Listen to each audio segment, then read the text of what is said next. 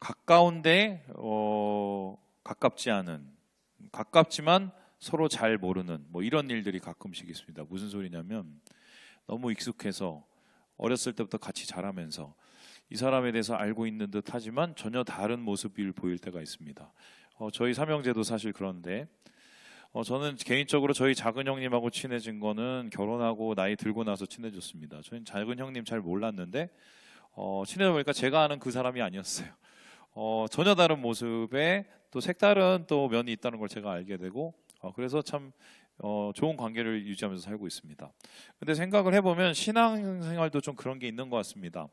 우리 주변에 어릴 때부터 쭉 자라서 너무 잘한다고 생각하는 사람, 그런데 알고 봤더니 조금 새로운 모습들 가끔씩 보이죠. 그런데 중요한 것은 제가 볼 땐 예수님에게도 그런 부분이 분명히 있을 수 있어요. 무슨 소리냐? 어렸을 때부터 예수님 얘기 너무 많이 들었죠. 예수님 설교 더 많이 들었죠. 예수님이 어떤 분이고 뭐 우리에게 무엇을 하시고 구원을 주셨고 십자가를 뭐 어떻게 졌고. 그런데 우리 예수님 그 자신, 예수님 그분은 도대체 어떤 진짜 분이셨는지를 우리가 2000년 전에 가볼 수는 없지만 그분 자체에 대한 정보, 그 자부체에 대한 관심은 사실 우리가 적을 수 있겠다. 이게 진짜 사실인지 아닌지 한번 물어볼게요. 여러분께서 생각하는 예수님 사역을 3년 반 동안 했습니다. 3년 반 동안 사역하시다 십자가에 못 박혀 죽으셨는데 예수님이 3년 반 동안 가장 열심히 한 게 뭐라고 생각하십니까? 가장 열심히 한 거. 예수님이 자기의 모든 걸 바쳐서 가장 열심히 한 그 사역 기간 동안에 가장 열심히 한 게 뭐라고 생각하세요? 우리가 대충 알 것 같지만 사실 말로는 잘 못하거든요. 근데 성경에 보면 오늘 말씀에 그 예수님이 가장 관심을 기울인 세 가지가 등장을 합니다. 우리 함께 35절의 말씀을 같이 한번 읽어보도록 하겠습니다. 시작! 예수께서 모든 도시와 마을에 두루 다니사 그들의 회당에서 가르치시며 천국의 복음을 전파하시며 모든 병과 모든 약한 것을 고치시니라. 이 말씀은 예수님의 그 초기 사역, 갈릴리에서의 사역을 정리한 내용인데 예수님이 초창기부터 뭐에 열을 내셨는지를 정확하게 볼 수가 있습니다. 세 가지인데요. 가르치셨다, 두 번째는 전파하셨다, 세 번째는 고치셨다고 얘기를 합니다. 그러니까 예수님께서 어느 정도로 여기에 목마르게 하셨냐면 오병이어의 기적을 보면 밤이 되도록 예수님께서 가르치시고 전파하시고 고치셨다고 얘기합니다. 심지어는 예수님께서 여기에 올인을 하시기 위해서 배가 고파도 참고 이것을 하셨다고 얘기를 했어요. 그래서 이것을 예수님의 3대 사역이라고 하고 가르치고 전파하고 고치는 사역. 그런데 학자들은 이 세 가지를 하나로 묶는데 뭐라고 그러냐면 하나님 나라를 위해서 일하셨다는 겁니다. 그러니까 하나님 나라가 뭔지를 가르치셨어요. 하나님 나라를 선포하셨어요. 나라가 왔다고. 그리고 하나님 나라의 역사를 보여주신 게 그 기적이라는 건데 예수님이 사역 3년 반 동안 목을 메어서 예수님께서 모든 걸 투자하신 건 뭐냐? 하나님 나라가 이 땅 가운데 이루어지게 하는 그것을 하셨다. 이렇게 얘기를 하고 있습니다. 그런데 사람들은 뭔가 목을 메고 열을 내고 뭔가 올인을 할 때는 거기에 대한 분명한 동력과 동기가 있습니다. 예를 들어서 대부분의 사람들이 어떤 열심을 내게 되면 대부분은 돈 아니면 명예입니다. 그리고 여러분의 청년 때는 갑자기 안 하던 짓을 하기 시작하면 거의 다 연애질을 할 때가 많습니다. 저는 대표적으로 어떤 경험이 있냐면 청년들 중에 가끔씩 새벽 기도를 나올 때가 있습니다. 그러면 저는 긴장하기 시작합니다. 왜냐? 청년들이 새벽 기도를 나온다? 거의 다 연애 문제입니다. 그래서 이 친구 무슨 일이 있겠다. 거의 100%예요. 100%. 왜냐하면 동기가 있기 때문이에요. 동기가 있기 때문에. 자, 그렇다면 예수님께서 가르치고 전파하시고 그리고 고치시는 이 사역, 이것의 강력한 동기는 뭐냐? 예수님이 뭐 때문에 이렇게 열심히 하셨을까 했었을 때 36절에 이어서 이렇게 설명을 하고 있습니다. 우리 함께 36절 말씀을 읽어보도록 하죠. 시작! 무리를 보시고 불쌍히 여기시니 이는 그들이 목자 없는 양과 같이 고생하며 기진함이라. 불쌍해서 그랬대요. 그러니까 예수님의 모든 사역의 동기는 불쌍해서 그런 거예요. 그럼 누가 불쌍했느냐? 그러니까 목자 없는 양 같은 무리들이 불쌍했다는 겁니다.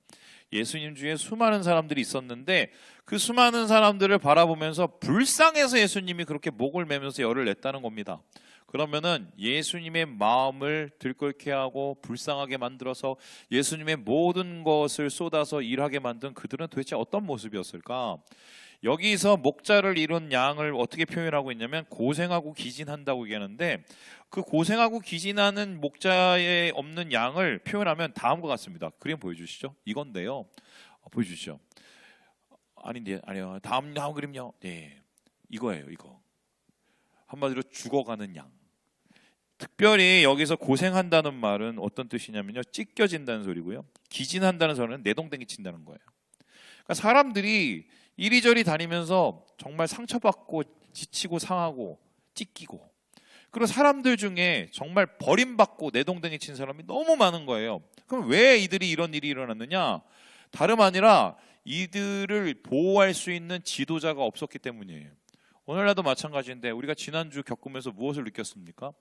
이것을 가지고 탄핵을 해야 되냐 말아야 되냐, 지금 설왕설래가 많고 여당과 야당이 다른 소리 하고 있지만 중요한 사실 하나가 있어요. 아직도 이 나라에는 제대로 된 지도자가 없다는 겁니다. 여러분, 정치인들을 믿습니까? 저는 야든 여든 믿질 않아요. 그 사람들은 국민을 사랑하는 것보다 자기를 사랑하고 자기 당을 사랑하는 게 너무 많은 사람들이라 저는 그 사람들의 말은 10%도 안 믿습니다. 오늘날도 많은 사람들이 유리방황하고 힘든 이유가 뭐냐? 다 목자가 없어서 그래요. 젊은 때 저는 진짜 목자를 찾아서 여기저기 많이 헤맸는데 제가 그때마다 정말 실망을 했습니다. 제가 존경을 하고 제가 따르고 제가 닮을 만한 그 목자를 찾는 게 하늘의 별 따기인데, 그 당시 예수님 시대 때는 더 그랬어요. 보통 지도자라고 하고 리더라고 하면은 그 헤롯 왕 그 일가들, 다 그 사람들도 자기 먹고 잘 사는 그 사람들이었어요. 뿐만 아니라 이쪽엔 종교 지도자들 똑같았습니다. 그리고 이 소위 말해서 좌파인 운동권들이 있어요. 열혈당들, 열심당들 똑같았어요. 다 자기의 이익을 위해서 남을 희생시키는, 한마디로 사람들을 희생시키는 사람이라 여기 치이고 저기 치이면서 아까 저런 정말 버려진 양처럼 저렇게 되었기 때문에 그 사람들을 보면서 예수님 마음에 정말 불붙었던 불쌍함이 올라온 겁니다. 그런데 이 불쌍하다는 이 단어가 뭐냐면 좀 전에 나온 바로 그 단어인데요. 보이시죠? 스플랑크니 조마입니다.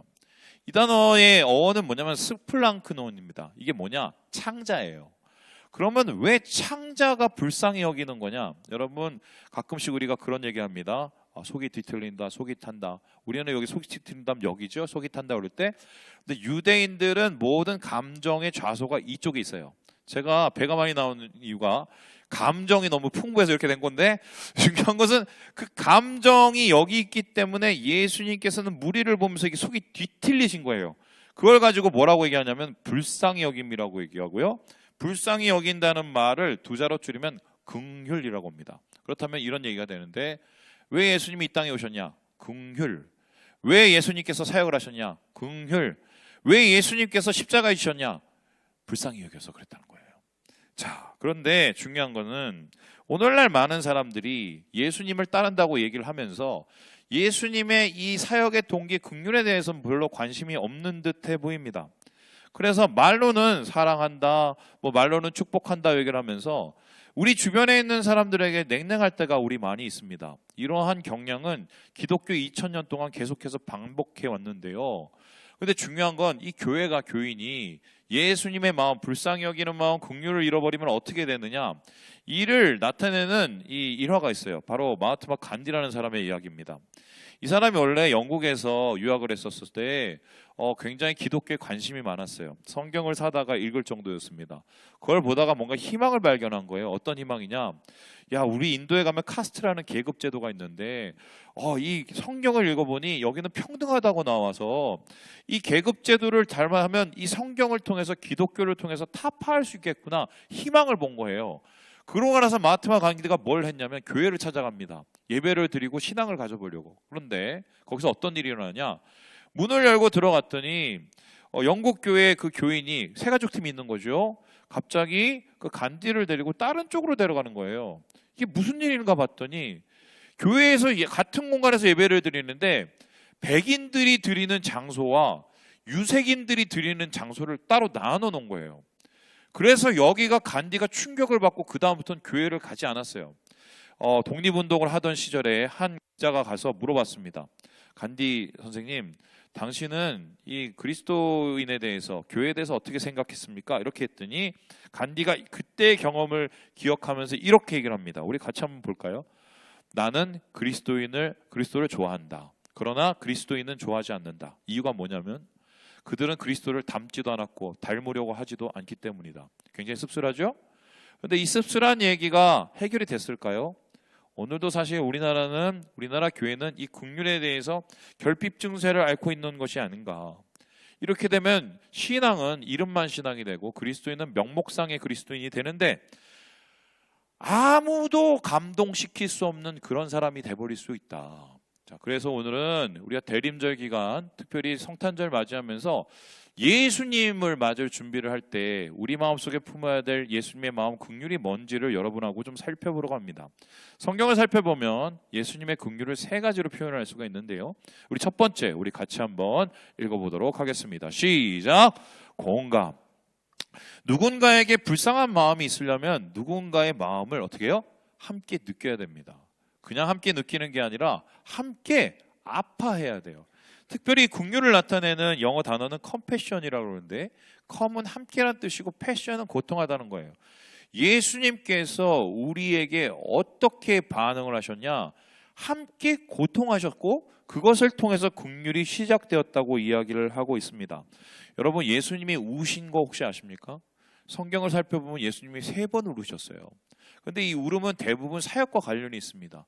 예를 들어서 예수님께서 예루살렘을 쫙 바라보면서 통곡을 하셨는데 그 통곡을 하신 이유가 뭐냐면은 결국 그들이 멸망할 것을 보고 미리 예견하시면서 안타까워서 우시는 겁니다. 그리고 얼마 후에 예수님께서 겟세마네에 올라가서 우셨는데 그 이유는 뭐냐면 자기의 뜻을 하나님 앞에 순종하기 위해서 순종의 눈물을 흘렸어요. 그런데 이것 말고 예수님이 우신 좀 독특한 케이스가 나옵니다. 바로 요한복음 11장인데요. 우리 같이 33절에서 35절까지 말씀을 같이 한번 읽어보겠습니다. 시작! 예수께서 그가 우는 것과 또 함께 온 유대인들이 우는 것을 보시고 심령에 비통히 여기시고 불쌍히 여기사 이르시되 그를 어디 두었느냐? 이르되 주여 와서 보옵소서 하니 예수께서 눈물을 흘리시더라. 저는 이 말씀 굉장히 좋아합니다. 왠지 아세요? 인간적이기 때문이에요. 보통 우리가 예수님 하면 하나님의 아들 생각하면서 뭔가 비인격적인 존재로 우리하고는 거리가 있는 존재로 자꾸 생각을 하는데 예수님 그런 분 아니셨어요. 함께 우시는 분이셨어요. 지금 왜 그런지 아세요? 자기가 사랑하는 사람이 죽었기 때문에. 그 사랑하는 사람들을 보낸 사람들의 아픔을 느꼈기 때문에 함께 그 자리에서 장례식에서 울어주는 겁니다. 하나님께서는 이사야를 통해서 이 땅 가운데 예수 믿는 사람, 하나님의 아들, 딸들이 뭘 해야 되냐? 우는 자들과 함께 울어주라고 했어요. 공감이죠. 누군가 우리를 불쌍히 여긴다는 것은 강자가 하는 게 아니에요. 힘이 있는 사람이 하는 게 아니에요. 아파본 사람이 합니다. 여러분 그거 아시죠? 헤어지고 나서 그 유행가 가사를 들으면 그렇게 마음이 저리고 그전엔 들리지 않던 그 가사가 귀에 쏙쏙히 들어오고 그 이유가 뭔지 아십니까? 경험해 봐서 그런 겁니다. 헤어져 봐서. 마찬가지예요. 내가 누군가를 봤을 때 가난해 본 사람은 가난한 사람 알아요. 버려져 본 사람은 버려진 사람을 마음을 압니다. 그리고 아파 본 사람은 진짜 아픈 사람의 마음을 알아요.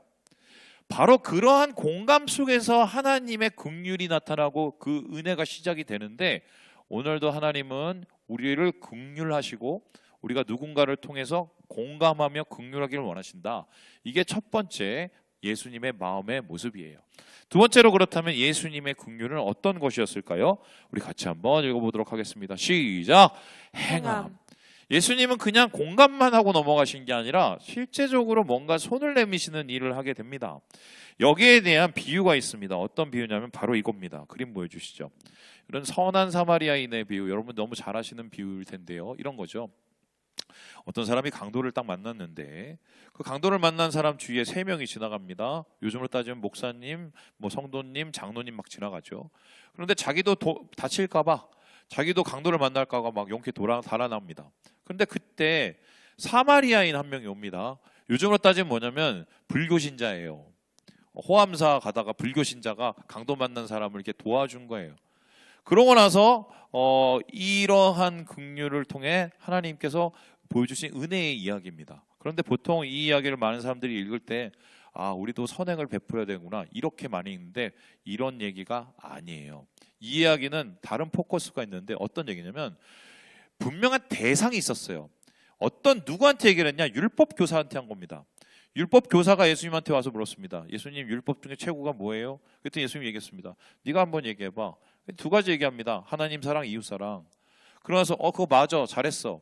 그랬더니 이 사람들이 신이 나서 자기를 자랑하면서 뭐라고 하냐면 그러면요 하나님 사랑을 알겠는데 이웃 사랑을 하려고 하는데 어느 사람이 내 이웃입니까? 이랬어요. 이웃을 고르는 거예요. 자기가 사랑해 줄 사람을. 그랬더니 예수님께서 이 사마리아인의 얘기를 하시면서 뭐예요? 야, 그 강도 만난 사람의 이웃은 누구냐? 당연히 도와준 사람이죠. 그러면은 누구를 뭐 고르고 따지지 말고 일단 네가 긍휼의 마음이 있으면 이웃을 사랑하려면 가서 먼저 해. 이 소리예요. 말만 하지 말라는 소리예요.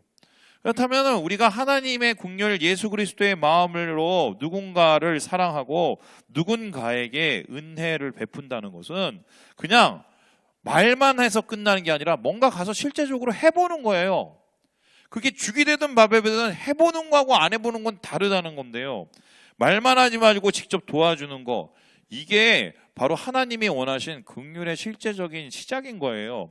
여러분 야고보 사도도 주장을 했습니다. 행함이 없는 믿음은 죽은 믿음이에요. 안 해보고 뭔가를 말하는 건 이미 끝난 거예요. 말할 것도 없는 거예요. 그런데 예수님의 마음을 안다고 하면서 그리스도인이라고 하면서 어렸을 때부터 모태신앙이라고 하면서 내가 누군가를 향해서 손 한 번 안 내밀어줬다? 이건 좀 문제가 많은 거예요. 여러분의 신앙이 만일에 그것 때문에 문제가 있으면 안 해서 그런 겁니다. 오늘 주님께서는 긍휼이라는 것은 바로 행함을 통해서 우리의 가운데 시작이 된다고 얘기를 하고 있습니다. 자, 그렇다면 마지막으로 예수님의 마음인 긍휼은 무엇일까요? 우리 같이 한번 읽어보도록 하겠습니다. 시작! 부담. 공감합니다. 같이 아파하죠. 그리고 실제적으로 그 사람에게 필요한 손을 내밀어줘요. 그리고 나서 어떻게 하느냐? 우리의 마음 한켠에 뭔가 깨림직한 것을 품고 사는 게 저는 이게 예수님의 모습이고 이게 긍휼이라고 생각하는데요. 이게 정말 맞는 얘기일까요? 우리 38절의 말씀을 같이 한번 읽어보도록 하겠습니다. 시작! 그러므로 추수하는 주인에게 청하여 추수할 일꾼들을 보내주소서 하라 하시니라. 재밌는 게 이렇게 기진맥진한 유리방황하는 무리를 보시면서 너무 아파하시잖아요. 그리고 제자들한테 부탁을 합니다. 보통 이렇게 부탁을 하려면 어떻게 부탁을 할까요? 야, 너희들 너무 쟤네들 보니까 힘들지 않니? 가서 같이 좀 도와줄래? 이렇게 얘기하지 않습니까? 근데 예수님이 그렇게 안 합니다. 어떻게 하냐면 기도 좀 해줘 이렇게 합니다. 어떤 기도요? 도와줄 사람이 필요한데 가서 저 사람들을 위로할 사람이 필요한데 함께 울어줄 사람이 있는데 그런 사람이 올 수 있도록 기도 좀 해주겠니? 이러고 제자들한테 부탁을 합니다. 여러분 이상하지 않습니까? 그냥 도와달라고 그러지 왜 기도를 하라고 얘기를 할까요?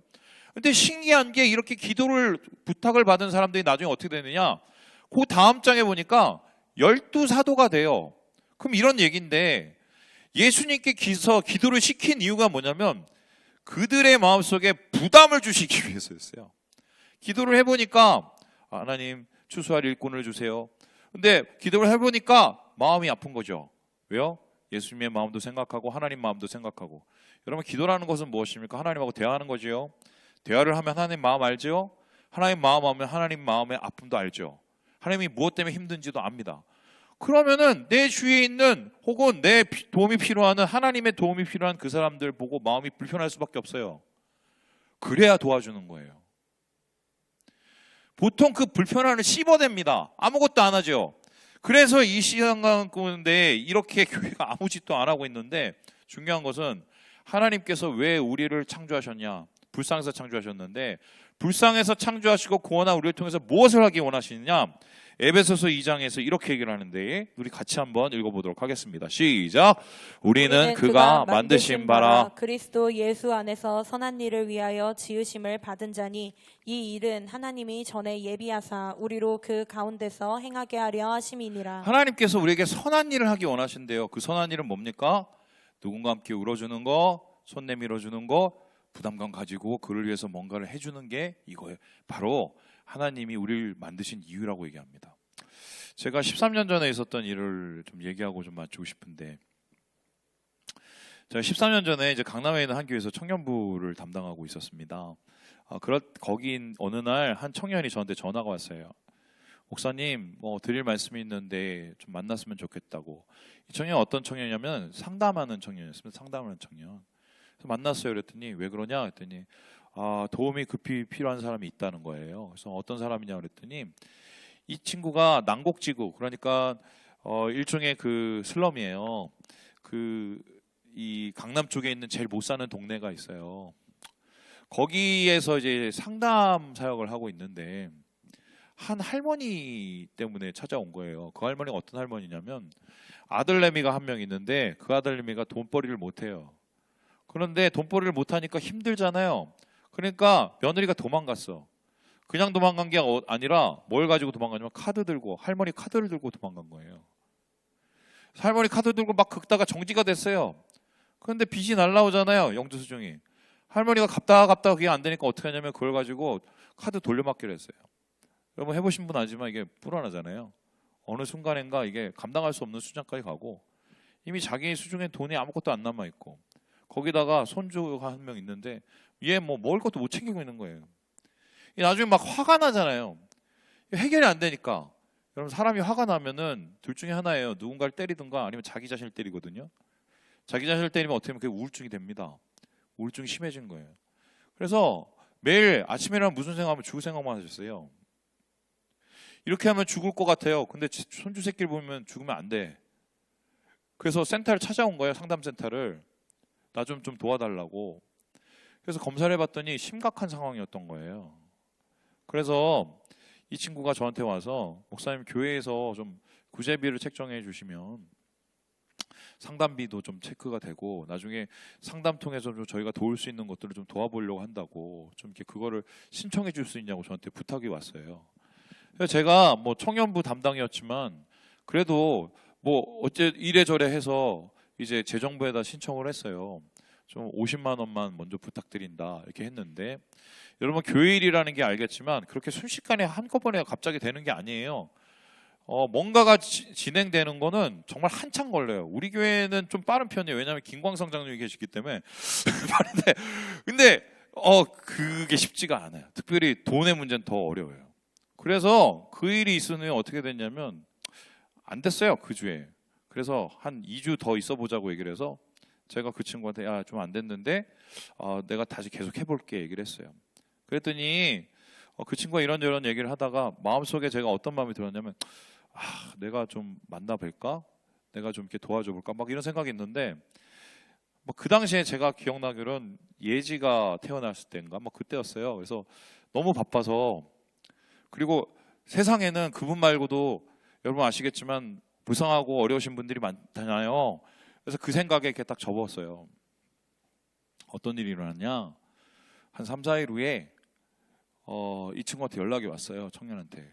그래서 목사님, 그래서 왜 했더니 저번에 신청했던 그 구제비요. 그래서 그거 신청 안 해도 될 것 같아요. 그래서 왜 그러냐? 돌아가셨어요.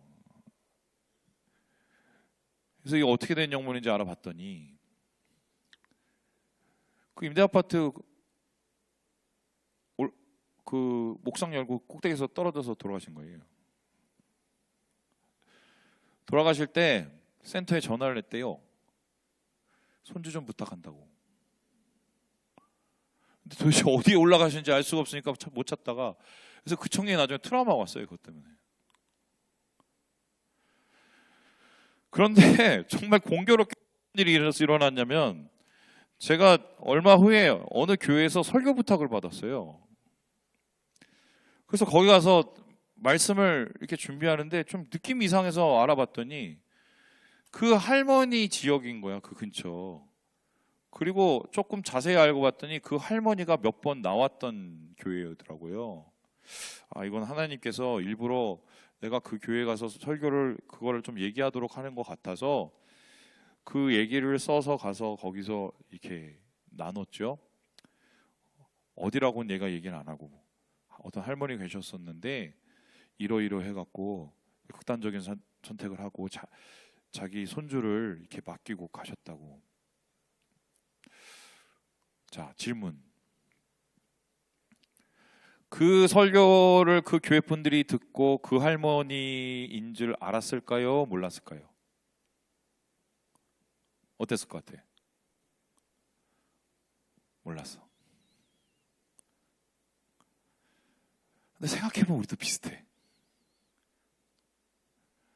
우리 주위에 스쳐가듯 지나가는 혹은 우리 주위에 있는 그 누군가에 대한 무관심과 또 그냥 스쳐가는 우리의 그런 생각들과 행동들,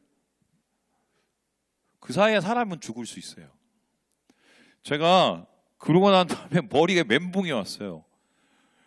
그 50만 원 그 뭐라고 그냥 내가 드렸으면, 물론 뭐 그분이 그 상담을 받고 그 선택을 안 했을지는 잘 모르겠지만 너무 막, 그리고 두 번째는 그때 목사님 한번 뵙자고 얘기를 했는데 내가 그때 힘들더라도 내가 한번 가서 손이라도 잡아줄 걸 막 별의별 생각이 다 들더라고요.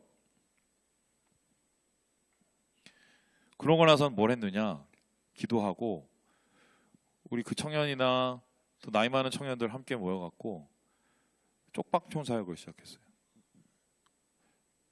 그 동신동 가면 그 동대문 근처에 쪽방촌이 이게 되게 많거든요.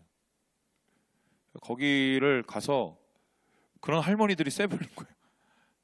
그래서 뭐 청년들이 뭐 만들면 얼마나 같이 만들겠어요. 뭐 소세지 굽고 반찬 만들고 이래갖고 월 2회인가 기억하기는 가서 그 집 방문하고 우리가 돈 모아서 막 그런 일을 하고. 제가 왜 그걸 했는지 아세요? 심지어는 삼일교회 와서도 저는 똑같은 일을 계속 하고 있거든요. 우리 형도들하고 같이. 이유는 단 한 가지야. 미안해서. 저한테는 그 할머니가 부담인 거예요.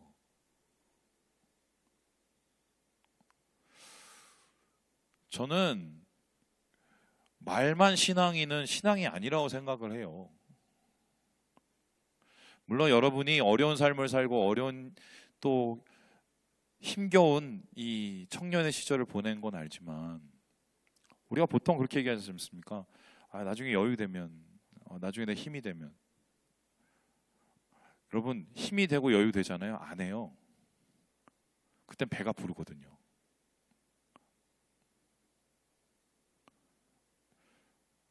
요즘에 MG가 뭐 어떠니 저떠니 얘기하는데, 우리 주님이 가장 관심이 있었던 이유, 모든 일의 핵심은 그 부담감 때문이에요. 긍휼의 부담감, 불쌍해서.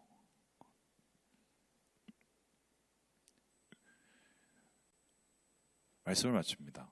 사랑하는 여러분, 불쌍해서 우리 주님이 우리를 구원해 주셨어요. 불쌍해서. 그리고 우리도 누군가를 향해서 그 긍휼의 손길을 내밀기 원하신다. 이 연말에 이렇게 교회도 규모 주시고 너무 감사한데요. 마음을 조금만 더 넓혀서 주위 분들을 돕고, 또 우리 가운데 있는 정말 강도 만난 같은 그런 인생을 사시는 분들을 좀 우리가 돌아보고, 그게 교회예요. 그게 신앙이고, 주의 은혜로 아름다운 일들을 많이 만들어 가시는 우리 사랑하는 우리 형제 자매들 되시길 주님의 이름으로 축원합니다.